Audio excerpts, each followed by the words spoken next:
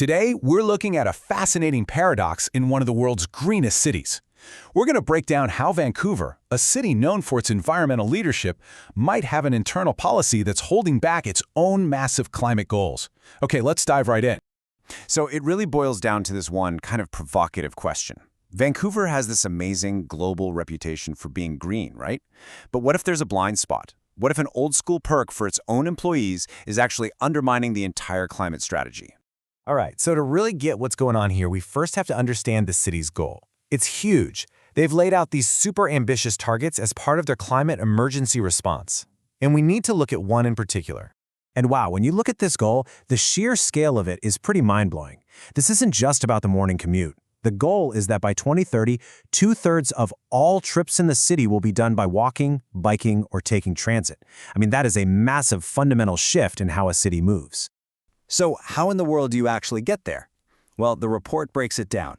To lead by example, the City of Vancouver needs its own staff to bump up their sustainable commutes by 4.7% every single year. And let's be honest, that's a really tough number to hit year after year.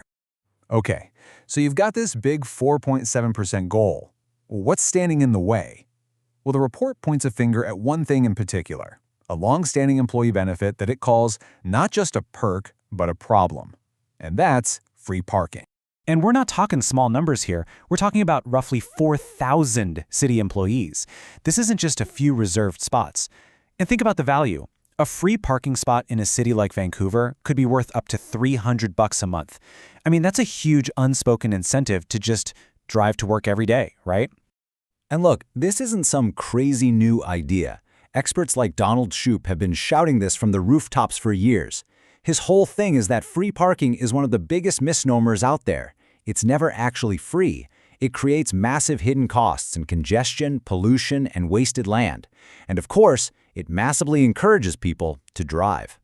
It's not just academics either. You've got local groups on the ground saying the exact same thing. Vancouver's own cycling advocacy group, Hub Cycling, just lays it out there. They say that taking away the incentive to drive, the free parking, is actually a more powerful move than adding new bike lanes. You have to tackle both sides of the problem. All right, so we've identified the problem, but what's the fix? The report doesn't just complain. It lays out a really clever strategy where the problem itself becomes the source of funding for the solution. It boils down to a classic stick and carrot approach. The stick is that employees who get free parking now would have to start paying for it. But, and this is the brilliant part, the carrot is that all the money from those parking fees gets funneled directly into incentives for the employees who walk, bike, or take the bus. So how does the money side of this actually work? Well, it's pretty straightforward. Step 1, start charging for parking. Step 2, as more people switch and those parking spots open up, you can sell them, lease them, or turn that valuable land into something better. Or, most likely, you do a mix of both and create a program that completely pays for itself. So let's break this down for a real person. What does this feel like for an employee? Let's call her Jane. Well, if she decides to ditch her car for the bus, she's not just avoiding that new parking fee. That's the first bar. She also gets to cash in on the new incentives. That's that much bigger second bar. So at the end of the month, she could have a pretty nice net gain. The choice to switch suddenly makes a lot of financial sense.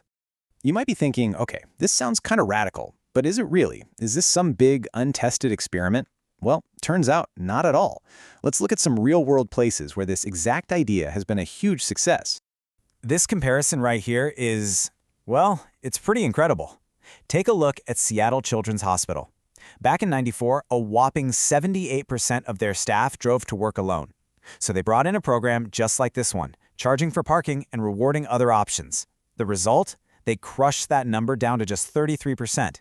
Now compare that to the City of Vancouver, which saw a much smaller change over that time. The data speaks for itself. And if you want to see a city that's gone all in on this idea, you just have to look at Copenhagen. Their model is so simple, but it's relentless. Every single year, they just get rid of 2 to 3% of the city's parking spots. It's the slow, steady, long-term pressure that has completely reshaped the city. It really shows you that true change takes decades of consistent, brave policy. So, when you strip it all away, what are we really talking about here? This isn't just about spreadsheets or parking policy. At its core, this is a test of leadership. It's a fundamental question about what a city actually prioritizes. I mean, this image just says it all, doesn't it? The physical space you need for one single car, you can park 10 bikes in that same area. When you see it like that, the choice becomes crystal clear. It's a literal picture of a policy decision. Which one of these are you building your city for? And that brings us to the final question. The plan is here, the numbers work, and we've seen proof from other cities that it can be a massive success. So will Vancouver actually practice what it preaches? Is it going to lead by example and get its own house in order to meet its climate goals? Or is the comfort of an old perk just too much to give up? That's the choice they have to make.